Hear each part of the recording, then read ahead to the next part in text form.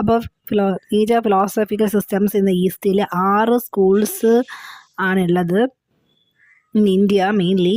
അതിൽ സാംഖ്യ, ന്യായ, യോഗ, വൈശേഷിക, പൂർവമീമാംസ, ഉത്തരമീമാംസ.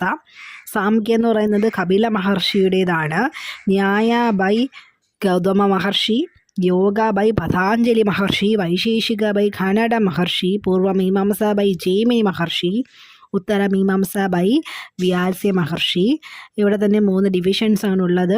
അദ്വൈത, then Vishishtadvaita, then Dvaita. 3 educational stages ആണുള്ളത് ഈ വേദിക് പീരീഡിൽ. ശ്രവണ, മനന, നിനസ്ത. ദെൻ കുട്ടീനെ വിളിക്കുന്ന പേര് ദ്വിജൻ ആയിരുന്നു. ഇതാണ് 6 സ്കൂൾസ്, അതിൻ്റെ ഫൗണ്ടേഴ്സ്. ദെൻ ദ്വിജൻ, ഇത് കാര്യങ്ങളെല്ലാം. ഇനി നമ്മൾ നേരെ പോയത് ബുദ്ധിസം, ജൈനിസം ആൻഡ് ഇസ്ലാമിക് തോട്ടിലേക്കായിരുന്നു. ഇനി ബുദ്ധിസത്തിൽ നമുക്ക് പറയുന്ന പോലെ, എല്ലാവർക്കും അറിയുന്ന പോലെ ബുദ്ധിസത്തിൻ്റെ ഫൗണ്ടർ ബുദ്ധനായിരുന്നു. അവിടെ പഠിപ്പിച്ചിരുന്ന ലാംഗ്വേജ് എന്ന് പറയും, ഏത് ലാംഗ്വേജ് പഠിപ്പിച്ചിരുന്നത്? പാലി. ദെൻ ഇവിടുത്തെ റിലീജിയസ് ടെക്സ്റ്റിൻ്റെ പേര് ത്രിപീഡിക എന്നായിരുന്നു. ഗുരുവിൻ്റെ പേര് ഭിക്ഷു. പബജ ആയിരുന്നു ഇനിഷ്യേഷൻ സെറമണി എന്ന് വിളിക്കുന്നത്. 4 നോബൽ ട്രൂത്ത്സ് ഉണ്ടായിരുന്നു. 8th ഫോൾഡ് പാത്ത് ഉണ്ടായിരുന്നു.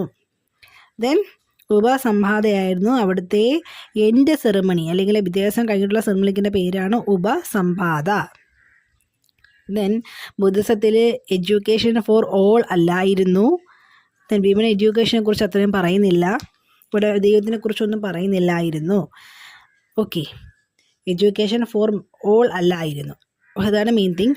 ദെൻ ഇതിനെല്ലാം മാറ്റം കൊണ്ടുവന്നത് ആരാണ്? ജൈനസത്തിലായിരുന്നു. ഓക്കെ, ജൈനസത്തിൽ എഡ്യൂക്കേഷൻ ഫോർ ഓൾ ആയിരുന്നു. വിമണ്, ജാതി മത ഭേദമന്യേ, സ്ത്രീ പുരുഷ ഭേദമന്യേ എല്ലാവർക്കും ജൈനസത്തിൽ വിദ്യാഭ്യാസം കൊടുത്തിരുന്നു. ഇവിടെ പഠിപ്പിച്ചുകൊണ്ടിരിക്കുന്ന ലാംഗ്വേജസ് ഏത് ഭാഷയിലാണ് പഠിപ്പിച്ചുകൊണ്ടിരുന്നത് എന്ന് പറഞ്ഞാൽ പാലിയിലും പിന്നെ പ്രകൃതി ഭാഷയിലും പഠിപ്പിച്ചുകൊണ്ടിരുന്നു. ദെൻ ഈ ജൈനസത്തിനെ ഫോളോ ചെയ്യുന്നതിന് വിളിക്കുന്ന പേരാണ് തീർത്ഥങ്കര. ഇതിനെ ഫൗണ്ടർ എന്ന് വിളിക്കാൻ സാധിക്കുന്നത് നമ്മൾ 24th തീർത്ഥങ്കരയായിട്ടുള്ള വർത്തമാന മഹാവീരയാണ് ജൈനസത്തിൻ്റെ ഒരു ഫൗണ്ടർ നമുക്ക് വിളിക്കാൻ സാധിക്കുന്നത്.